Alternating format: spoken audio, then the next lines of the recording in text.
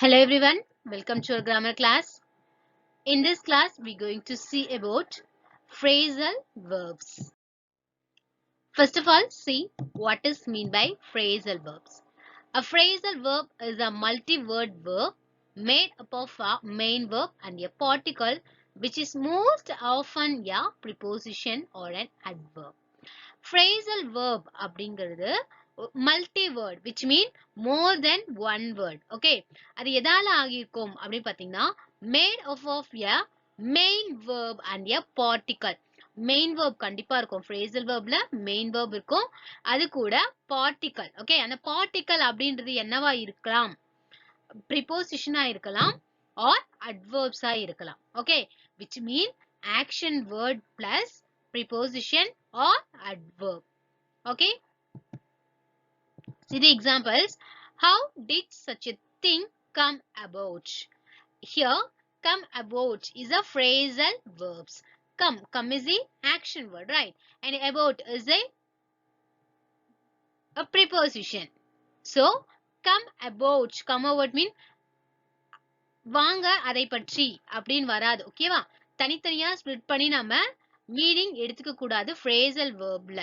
So, அதோட meaning வந்து கம்ப்ளீட்டா மாறிடும். ஓகேவா?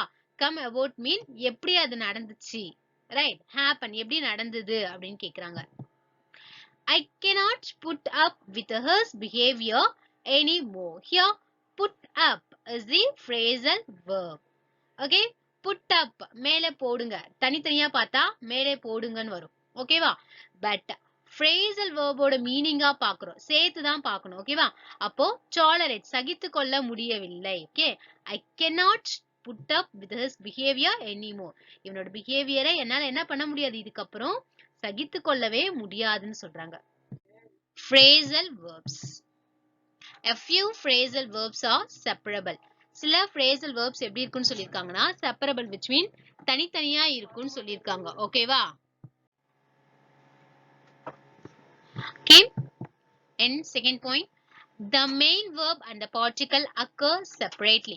main verbும் particle னா preposition ஆ இருக்கும் இல்ல adverb ஆ இருக்கும்னு சொன்னோம். ஓகேவா?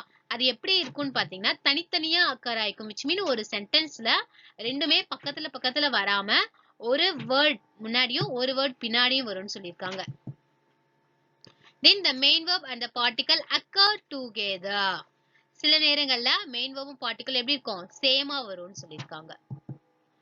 She spoke with dignity and did not put her opponents down. She spoke with dignity. Okay, அவங்க டிக்னிட்டியோட பேசுவாங்க and did not put her opponents down. அவங்களுக்கு ஆப்போசிட்ல இருப்பாங்க இல்லையா, which mean ஒருத்தவங்களை எதிர்த்து பேசுறாங்க, ஆர்கியூ பண்றாங்க அப்படின்னா அந்த டைம்ல வந்து அவங்கள ரொம்ப மட்டம் தட்டி பேச மாட்டாங்க. She spoke with dignity, கண்ணியத்தோட பேசுவாங்கன்னு சொல்றாங்க. ஓகேவா?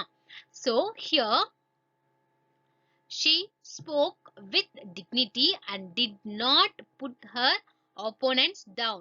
அப்போ இங்க put down, these are the phrasal words. Okay, put down ரெண்டுமே தான் சேர்ந்து phrasal verb ஆ இருக்கும். பட் இங்க எப்படி கொடுத்திருக்காங்க, செப்பரேட் தனித்தனியா கொடுத்திருக்காங்க. Okay, so this is a type of criticize. And second பாருங்க, I ran into. Okay, ran into தான் இங்க phrasal verb. So அந்த phrasal verb வந்து சேர்ந்து வந்திருக்கு, occurs together, ஒண்ணா வந்திருக்கு. ஓகேவா? An old friend in the street lost evening. Okay, ran intoனா நான் அதுக்குள்ள ஓடி போய்கிட்டேன் அப்படி மீனிங் வராது, ரைட்? என்னோட ஓல்ட் ஃப்ரெண்ட நான் பார்த்தேன், அவங்கள பார்க்கிறதுக்கு நான் என்ன செஞ்சேன், ஒரு சான்ஸ் எனக்கு கிடைச்சது அப்படின்னு சொல்றாங்க. ஓகேவா? I ran into an old friend in the street lost evening. See here some key points. In all phrasal verbs, the words main verb and particle, okay, particle na preposition or adverbs, lost their original or literal meaning. அதோட என்ன சொல்றாங்க, lost their original meaning. அதோட original meaning வந்து phrasal verb ஆ வரும்போது போயிடும். ஓகேவா? தனித்தனியா நம்ம பார்த்தனா அதோட மீனிங் வேற இருக்கும், சேர்ந்து பார்க்கும்போது அதோட மீனிங் வேற இருக்கும். ஓகேவா? And together express a different meaning altogether. ரெண்டு ஒண்ணா சேர்ந்து என்ன செய்யும், ஒரு மீனிங் கொடுக்கும். ரெண்டும் தனித்தனியா இருக்கும் போது வேற ஒரு மீனிங் கொடுக்கும்னு சொல்லியிருக்காங்க. ஓகேவா?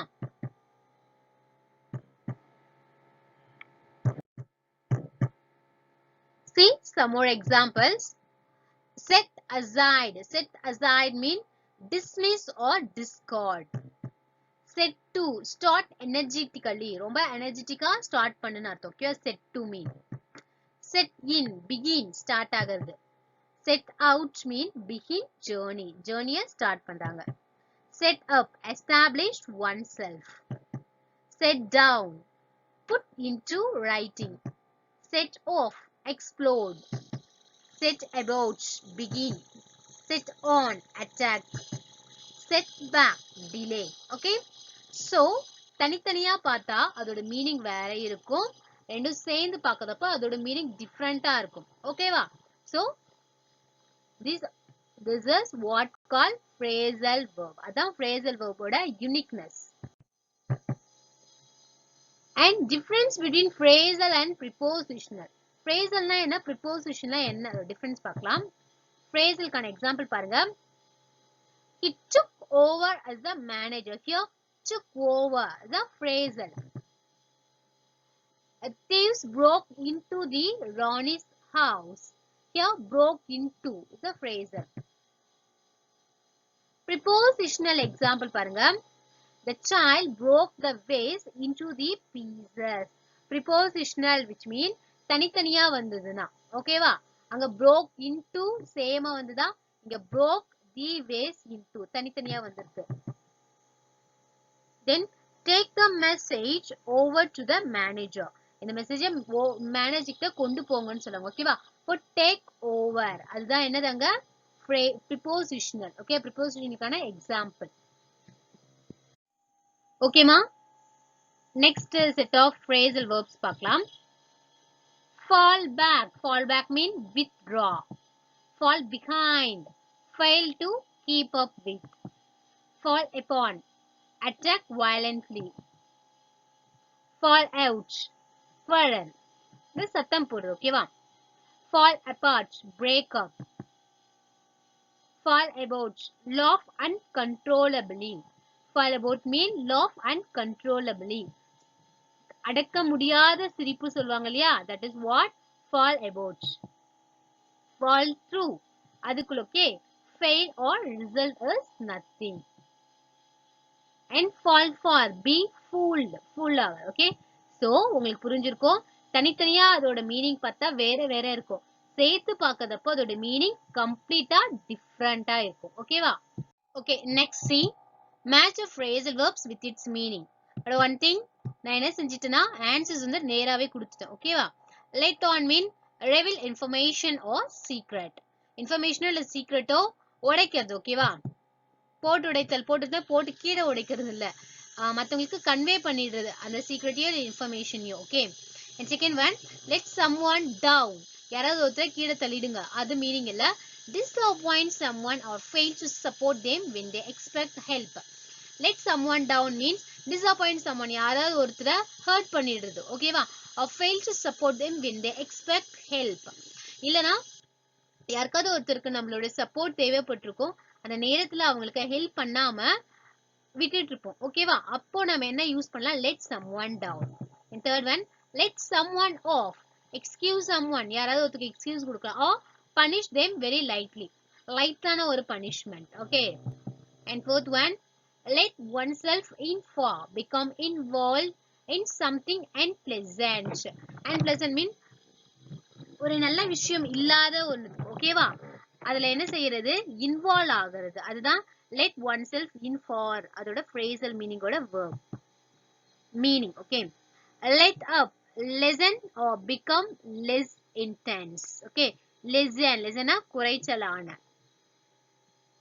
Okay. with this phrasal verbs gets over. Right?